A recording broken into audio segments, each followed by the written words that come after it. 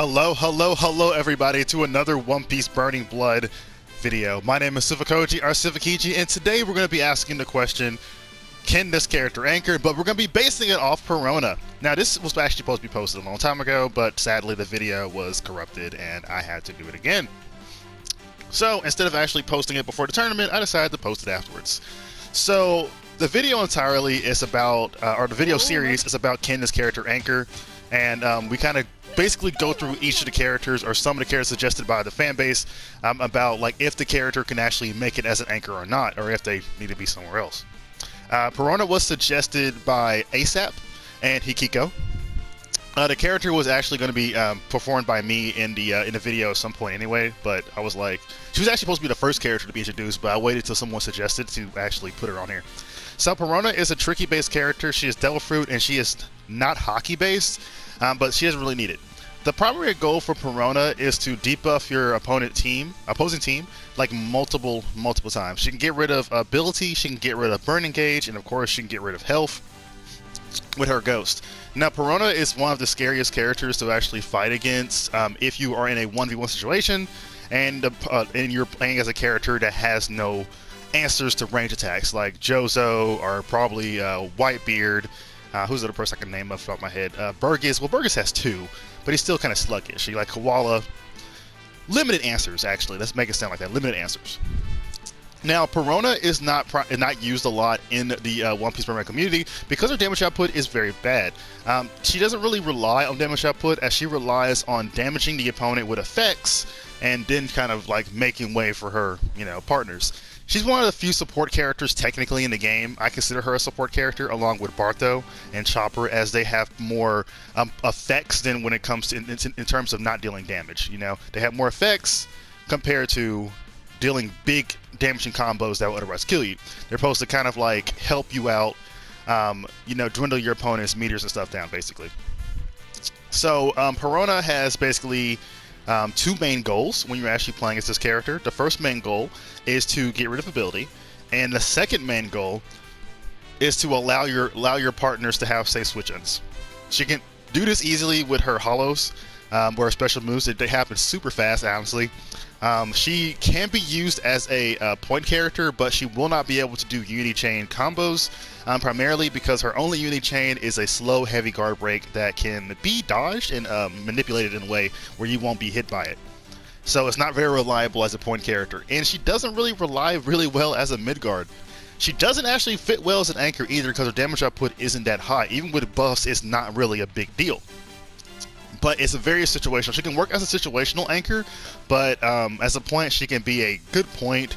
But if you're playing as a team that's based around combos, then she's not the character that you should really be using, honestly. So one of the supports that we recommend for using with Perona is, of course, her support, which is Kuma. I call him Kuma. I don't call him Kumosi or whatever you want to call it. He damages burning and ability gauge and boosts Perona's boost. So Perona basically gets a huge boost, a huge boost from this support actually being on her list. This is very good, as it allows Perona to kind of like, I guess just beat the crap out of the opponent really bad. Like her ability to remove ability is really strong and rare. Other characters, I know the Devil Fruit killers like Garp, Jinbei, Smoker 3K can of course remove a Blackbeard. Can remove ability from Devil Fruit characters, but Perona can remove ability from anybody simply by them touching her ghost. So we're gonna go ahead and use Kuma so you can kind of see a little demonstration here. And I'll go ahead and put Kuma on my team so you can kind of see unities here. And then we're gonna go ahead and we can't pick Usopp because he's not affected by her negative hollows. So we're just gonna do Zoro. I will say right now, her negative hollows, which remove the burning gauge, does not work on Usopp, so he's like one of the hard counters to Perona in terms of draining a burning gauge. Now, draining burning gauge is very unique. There's only a few characters that can do it. Well, not really drain it. Like, there's no few characters. Sanji can do it when he's fighting against females, and I believe that's it. Other characters can only, like, how do you say, make the progression slower or stop you from gaining it entirely. So when she actually performs her special hollow, it automatically removes Devil Fruit ability. See that first connection here, and you see the amount of ability that was removed due to this negative hollow. Now, and then the explosion removes the extra boost. That's from Kuma being added. That's the extra boost there, dropping it to like dropping it to at least 30%. This is really good. As for characters like hockey-based characters and characters like Sabo and Ace who rely on their ability, when faced against Perona, if they get hit once with that special hollow, they're pretty much in a screwed position. You keep the momentum going, you switch into another Lokia character, and you basically have the momentum when you're on right. Now, I will say when it comes to combo options, Perona is pretty limited. She does have access to this guard break that is a pretty far-reaching guard break. It's good range, and you can't switch to another character here. Actually, I want to see something real quick. I want to see if this actually works. Huh, well, you know, it actually does work. I think that's a combo, actually. No, wait. Let me do it again. I know this is supposed to be Perona's video, but you know. Damn, messed up. Oh well. Okay, so her mini hollow is another move that drains ability. Now, this is very good to use against low-based characters, as basically the entire time, constantly getting their ability drained. Now, Kakurasaki characters, of course, can burst out of this easily just by using their Kakurasaki button, but Loki-based characters will pretty much suffer, honestly, because of this move. Now, this move works really well as like a trap base because it does have additional properties. Once you actually perform it, you can actually snap it and actually do a little combo with Perona. It's not a big combo, but it's pretty much guaranteed to remove all of your ability, basically. So I get the snap. The snap removes all ability. So let's just remember that. Once you snap, it goes away. So instant.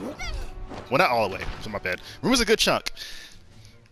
So Perona is a ability damaging character, like on point. It is really difficult to go up against her if you're playing as a character that relies on using that ability. When faced against her, you have to avoid these special hollows at all costs. Well, the thing about the special hollows is that they're very homing, and same thing goes for mini hollows. She can basically range people to death, and on top of that, she has her special movement button, which allows her to actually range people from a distance in a weird type of way, I guess. Now, like I said before, when it comes to combos, Unity Chain, she's very limited at. I mean, of course, she can use her guard break. I mean, she can't do her range attack into a combo at all as well. But she can do a heavy guard break into a Unity Chain, so that's like the only Unity Chain that she actually has. See the damage on that real quick. Bam. With the Kuma. So it's pretty decent. I mean, it's like a average, you know, combo with heavy guard break into a one-hit Unity Chain. But there you go. So can she actually anchor? The answer to that question is, in my opinion, no.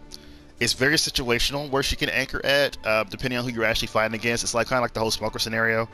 I would say she works better as a point character. Midgard, no. I feel like she works better if she's actually in the game first rather than doing a switch in, because her switch outs or switch ins are pretty limited. Now she can do her jumping unique, which puts the person into a weird type state to push them away. And of course she can do her jumping attack, which can actually start combo from them. But primarily she's used as a range character, and so I think switching in from her is really dangerous unless you have Bartho or somebody like that. Unless she's coming in with a Unity or she's coming in with a range attacker switching or something like that.